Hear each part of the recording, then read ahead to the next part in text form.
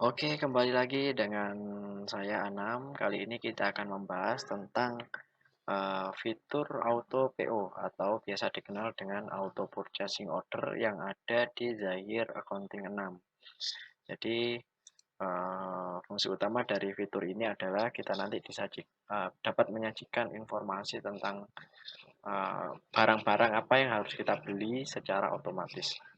Langsung saja kita buka Zahirnya. Untuk menjalankan fitur auto PO ini, terlebih dahulu kita harus cek dulu apakah program kita sudah ada fitur tersebut. Nah, pastikan di sini di fasilitas ekstra bagian auto PO di sini tercentang hitam. Dan auto PO ini bisa berjalan kalau kita juga ada PO-nya. Kalau nggak ada modul PO-nya, dia ini tidak akan bisa berjalan karena goal utama dari auto PO ini adalah menyajikan purchasing order kepada kita. Jadi otomatis harus ada modul purchasing order juga. Bagaimana cara settingnya? Pertama kita harus ke menu data-data, kemudian pilih data produk. Setelah itu pilih barang yang akan kita order. Kita setting misalnya, contohnya aja ini produk A. Jadi produk A ini kita edit.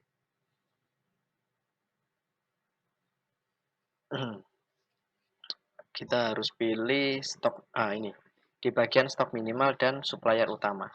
Jadi contohnya di sini untuk produk A minimal harus ada 50 contohnya stoknya di dalam program dan fisiknya contohnya.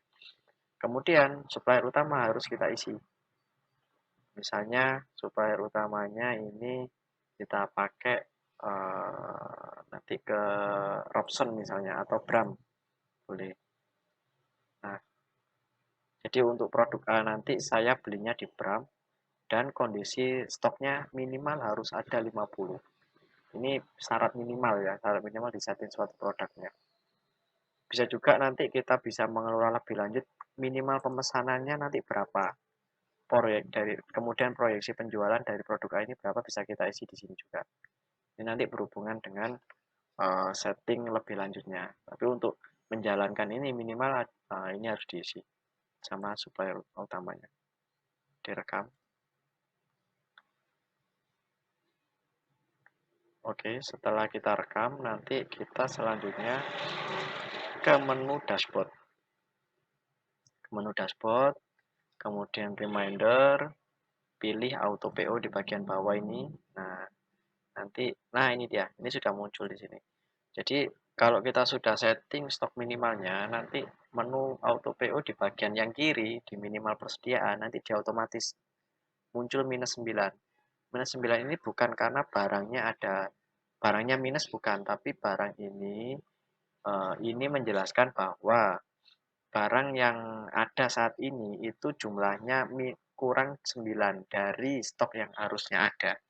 Jadi tadi kan kita sudah setting stoknya minimal harus ada 50, sedangkan stok fisiknya adanya sudah 41. Jadi di sini menampilkan kekurangannya yang harus kita order. Selanjutnya bagaimana cara menentukan pemasok secara otomatisnya. Nah, bisa kita lihat di sini. Masuk otomatis ini bisa kita tentukan secara otomatis lewat ini tadi ya, option kemudian penetapan pemasok per barang secara otomatis. Lanjutkan, kemudian bisa dipilih nilai tertinggi, rata-rata, atau pembelian terakhir. Lanjutkan, kemudian lanjutkan. Lanjutkan lagi, kata. Nah, jika sudah, kita atur manajemen persediaannya. Coba kita cek lagi di sini. Nanti dia berubah atau enggak. Oh ya, tadi awalnya kita cek setting ke Bram, tapi karena belum pernah beli, kadang kita ada setting otomatis di penerimaannya, yang tadi dia kembali berubah menjadi Tony. Nah, ini fungsi dari opsi ini ya, penetapan pemasok per barang berotomatis yang tadi kita buat berdasarkan nilai nilai dari pemasoknya. Selanjutnya kita jalankan saja manajemen persediaannya. Oke, manajemen persediaannya kita jalankan buat jumlah optimal baru. kemudian pilih tidak boleh kurang dari minimum level, kemudian klik start, selesai. Update di sini. Nah, selanjutnya akan muncul Tony. Ini adalah dari perusahaan Tony tadi ya, yang kita pilih secara otomatis. Dia menyajikan atau membuat saran kalau kita harus order ke dia. Apa saja ordernya? Kita buat aja di sini order. Kita buat order, kemudian rekam. Nanti akan ada list dari barang-barang yang kurang tadi ini yang seharusnya ada dan yang harus diorder ke Tony. Nah, ini berdasarkan list yang tadi. Kita ada produk A yang harusnya 50 tadi ya, yang kurangnya 9. Nah, ini muncul di list ini. Juga ada produk-produk lain yang harusnya yang apa namanya? Yang produk ini dia pemasoknya dari Tony, yang di setting di Tony dia muncul juga, dan stok minimalnya kita setting, dia nanti muncul juga di sini. Kalau ini mau kita rubah kuantitinya, tinggal kita rubah aja, bisa.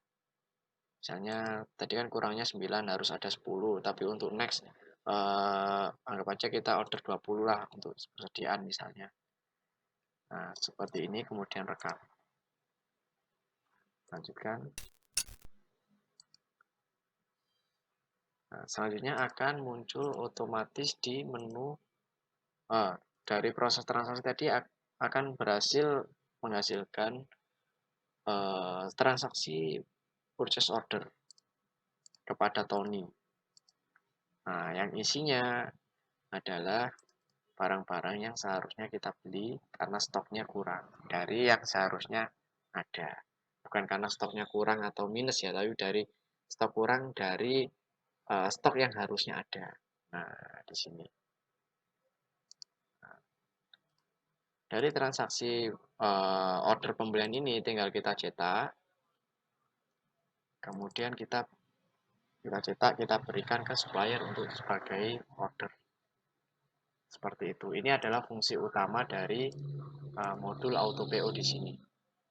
Posisinya ada di dalam ini. Jadi fungsi utamanya adalah menampilkan kekurangan stok dari barang yang seharusnya ada berapa, dan merekomendasikan purchase order untuk supplier kita. Nah, ini adalah fitur kelebihan, salah satu kelebihan fitur dari share accounting yang tidak dimiliki oleh program lain. Oke, demikian apa yang dapat saya sampaikan dari penjelasan fitur auto PO ini. Ada kurang lebihnya mohon maaf. Sampai jumpa.